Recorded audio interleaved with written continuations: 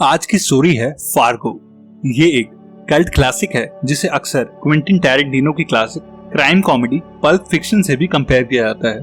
ये मूवी लालच, कॉन्स्पिरेसी और बेहद सारे ब्लड शेड से भरी पड़ी है और इसकी यूनिक स्टोरी लाइन को एक्सपैंड करके सेम नाम से एक वेब सीरीज भी बनाई गई है जिसके 4 सीजन हैं। तो चलिए चलते हैं सीधा स्टोरी की तरफ और मुझे आपसे पूरी उम्मीद है कि आप ये वीडियो मेरा चैनल सब्सक्राइब करके ही देख रहे होंगे। तो इस कहानी की शुरुआत होती है कड़कड़ाती सर्दी में, जहां जेरी नाम का एक आदमी बर्फ से ढकी रोड से होता हुआ 2 अनजान आदमियों से मिलने अपने शहर मिनियापोलिस से फार्गो जा रहा है। जेरी अपने फादर इन लॉ वेड की एक कार कंपनी में सेल्समैन है और अपनी वाइफ जीन और 11 साल के बेटे के साथ रहता है। जेरी अपनी जॉब से तंग आ चुका है, पर अपने बिजनेस प्लान में लगाने के लिए उसके पास पैसे नहीं है। इसलिए वो अपनी कंपनी की वर्कशॉप में काम कर रहे एक रिसेंटली जेल से छूटे मैकेनिक शेफ से 2 क्रिमिनल्स के टच में आता है। इन 2 खतरनाक क्रिमिनल्स का नाम होता है कार्ल और गायर, जिन्हें जेरी अपनी वाइफ जीन को किडनैप करने के लिए $80,000 ऑफर करता है। जेरी इस किडनैपिंग के लिए उन दोनों को अपनी कार कंपनी से एक नई बिना नंबर प्लेट की सियारा मॉडल की कार भी देता है। अपनी ही बीवी का किडनैपिंग प्लान करते हुए जेरी उन दोनों को बेहद अजीब लगता है, पर वो कहता है कि उसका फादर इन लॉ एक बेहद पैसे वाला आदमी है, पर उसे बिजनेस के लिए एक पैसा नहीं देगा, पर अपनी बेटी की किडनैपिंग के रैंसम के लिए वो इजीली ये पैसे दे देगा। दरअसल जेरी ने वेड को एक बेहद अच्छा बिजनेस प्रपोजल दिया होता है, पर बजाय बिजनेस के लिए उसे लोन देने के वो उसे एक कमीशन देके उसी के दिए हुए आइडिया से एक नया बिजनेस खोल रहा होता है, क्योंकि उसके अकॉर्डिंग उसकी बेटी का हस्बैंड जेरी एक इडियट है। इसलिए गुस्से में जेरी वेड से पैसे निकलवाने के लिए ये किडनैपिंग प्लान करता है। अपने प्लान के अकॉर्डिंग जब जीन घर पे अकेली होती है, तब कार्ल और गायर उसके घर में घुस जाते हैं और जीन को फोर्सफुली उठा के ले जाते हैं। जेरी घर आके समझ जाता है कि जीन किडनैप हो चुकी है, इसलिए वो वेड को फोन करके अपना नाटक शुरू करता है और कहता है कि किडनैपर्स ने जीन के बदले $10 लाख मांगे हैं और उन्होंने कहा है कि वो फोन पे सिर्फ जेरी से ही बात करेंगे। कार्ल और गायर जब जीन को किडनैप करके एक लेक हाउस की तरफ ले जा रहे होते हैं, तब ब्रैनर्ड नाम के एक शहर में उन्हें एक पुलिस वाला बिना नंबर प्लेट के लिए रोकता है। वो पुलिस वाला कार की बैक सीट से आ रही जीन की रोने की आवाज नोटिस कर लेता है, पर उस पुलिस वाले के रिएक्ट करने से पहले ही गायर उसे अंदर खींच के गोली मार देता है।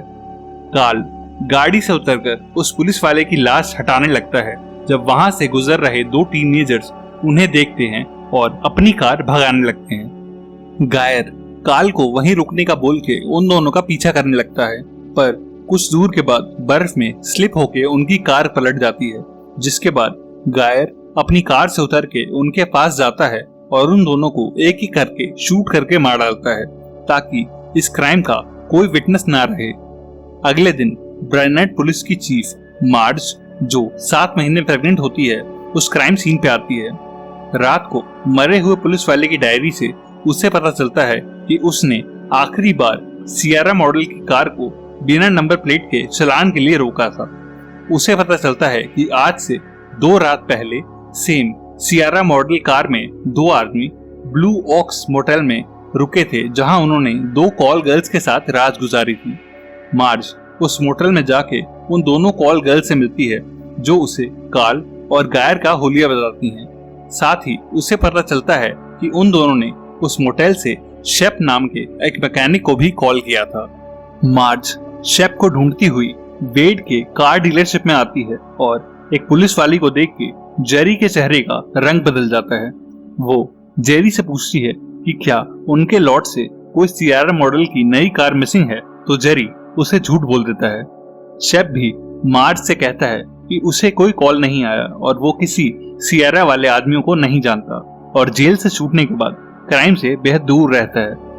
कार्ल और गायर जीन को लेके एक लेक के पास एक आइसोलेटेड से वुडन कैबिन में ले आते हैं और गायर उसे आवाज ना करने के लिए वार्न करता है। कार्ल जीन को अकेले गायर के साथ छोड़ के एक पे फोन से जेरी को कॉल करता है और कहता है कि रास्ते में उनसे 3 मर्डर्स हो चुके हैं और अब तक शायद पुलिस भी इन्वॉल्व हो चुकी होगी, इसीलिए उन्हें जल्दी से जल्दी उनके $80,000 चाहिए। जेरी वेड से मिलता है और कहता है कि वो किडनैपर्स अगले 24 घंटों में जीन को मार देंगे अगर हमने उन्हें $10 लाख ना दिए तो। और वेड अपने लॉयर फ्रेंड के साथ पैसे अरेंज करने लग जाता है। जेरी सोचता है कि वेड से मिले 10 लाख में से वो किडनैपर्स को उनके $80,000 देके बाकी सारे पैसे रख लेगा। पर सेम रात को जब मिनियापोलिस में भी कार्ल रात के लिए एक कॉल गर्ल हायर करता है, तब शेप वहां आ जाता है और कार्ल को बुरी तरह पीटता है क्योंकि उनकी इस किडनैपिंग की वजह से पुलिस ने उससे पूछताछ करी है और वो फिर से जेल नहीं जाना चाहता। शेप से बुरी तरह मार खाने के बाद कार्ल गुस्से में जेरी को फोन करता है और उससे कहता है कि उसे अभी एक पार्किंग लॉट में उसके पैसे चाहिए, वरना वो जीन को मार देगा और उसके घर आके उसे और उसके बेटे को भी शूट करेगा। ये सारी कॉन्वर्सेशन वेड भी दूसरे फोन से सुन रहा होता है और जेरी की जगह सारा पैसा लेके वो किडनैपर से मिलने चला जाता है और यहाँ जेरी का प्लान खराब होने लगता है। इसलिए वो भी वेड के पीछे पार्किंग लॉट के लिए निकलता है। पार्किंग लॉट पहुंच के वेड बिना अपनी बेटी को देखे कार्ल को पैसे देने से मना करता है और गुस्से में कार्ल वेड को गोली मार देता है। पर वेड भी अपने साथ एक रिवॉल्वर लेके गया होता है जिससे वो कार्ल को पास से शूट करता है और बुलेट कार्ल के फेस को छू के निकलती है और वो वेड को दर्द और गुस्से में कई बार शूट करके खत्म कर देता है और पैसों से भरा बैग लेके वहां से निकल जाता है। जेरी पार्किंग लॉट में आके देखता है कि वेड मरा पड़ा है और पैसों का बैग भी गायब है। पार्किंग से बाहर निकलते हुए वो देखता है कि कार्ल ने पार्किंग टिकट वाले को भी यहाँ से निकलने से पहले शूट करके मार डाला है। वापस लेक हाउस जाने से पहले कार्ल वो बैग खोल के देखता है तो उस बैग में करीब $10 लाख होते हैं और लालच में वो उसमें से $80,000 निकाल के सारा पैसा हाईवे रोड पे बर्फ के नीचे दबा देता है और निशानी के लिए गाड़ी का आइस वाइपर उसके ऊपर लगा देता है ताकि उसे ये पैसा गायर से आधा बांटना न पड़े। इसके बाद वो लेक हाउस पे जाके देखता है कि गायर जीन को मार चुका है क्योंकि जीन काफी आवाज कर रही थी और वो टीवी नहीं देख पा रहा था। कार्ल कहता है कि उसे $80,000 मिल चुके हैं और उन्हें ये आधे आधे बांट के जल्दी यहाँ से निकलना चाहिए।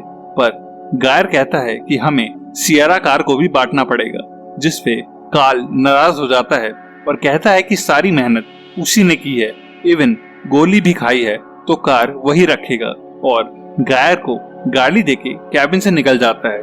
पर गायर पीछे से आके एक कुल्हाड़ी से कार्ल को मार डालता है और $80,000 और कार दोनों को ही ओन कर लेता है। उधर मार्ज फिर से जेरी के ऑफिस आती है और मिसिंग सियारा कार के बारे में उससे पूछताछ करती है और डीलरशिप के ओनर वेड से मिलने के लिए कहती है।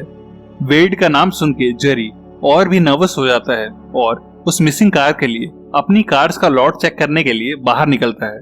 पर थोड़ी देर के बाद वो अपनी कार लेके वहां से भाग निकलता है और मार्ज तुरंत ही स्टेट पुलिस को इन्फॉर्म करती है। लेक के पास एक लोकल रेजिडेंट पुलिस को बताता है कि एक सस्पिशियस आदमी लेक हाउस से कुछ ग्रोसरी लेने मार्केट आया था और वो किसी लेडी को मारने की बातें कर रहा था और वहां की पुलिस ये न्यूज मार्ज को देती है। लेक के पास मार्ज भी वो अनलाइसेंस सियारा कार देख के अलर्ट हो जाती है और बैकअप रिक्वेस्ट करके उस कैबिन की तरफ केयरफुली बढ़ती है। मार्ज देखती है कि कैबिन के बाहर गायर कार्ल की बॉडी को लकड़ी काटने वाली चिपर मशीन में डाल के उसके छोटे पीसेस कर रहा होता है और उसी के ठीक नीचे जीन की बॉडी भी पड़ी होती है। शॉक होने के बाद भी मार्ज गायर को रोकती है और उसे देख के गायर वहां से भागने लगता है, पर मार्ज उसे पैर में शूट करके अरेस्ट कर लेती है और गायर उसे जेरी की सारी प्लानिंग और अब तक हुए सारे मर्डर्स के बारे में बता देता है। जेरी के नाम के मल्टीपल अरेस्ट वारंट्स निकल जाते हैं और कुछ दिनों में पुलिस जेरी को नॉर्थ डकोटा के एक मोटेल से अरेस्ट कर लेती है। मार्ज केस सक्सेसफुली सॉल्व करके क्लोज कर देती है और पीसफुली अपने घर आ जाती है। पर जिन पैसों के लिए ये सारी किलिंग्स और प्लॉटिंग हुई थी वो पैसा किसी को भी नहीं मिलता। फार्गो मूवी की स्टोरी तो यहाँ खत्म हो जाती है, पर कार्ल का हाईवे रोड साइड में बर्फ में छुपाया हुआ पैसा किसी को मिल जाता है और वहां से फार्गो वेब सीरीज सीजन 1 की शुरुआत होती है। अगर आप फार्गो सीरीज में इंटरेस्टेड हैं तो इसके 4 सीजन Amazon प्राइम पे अवेलेबल हैं और अगर आप ऐसी ही एक और मूवी एक्सप्लेनेशन में इंटरेस्टेड हैं तो लेफ्ट या राइट वाली वीडियो पे क्लिक कर देना। तब तक के लिए stay safe and bye bye.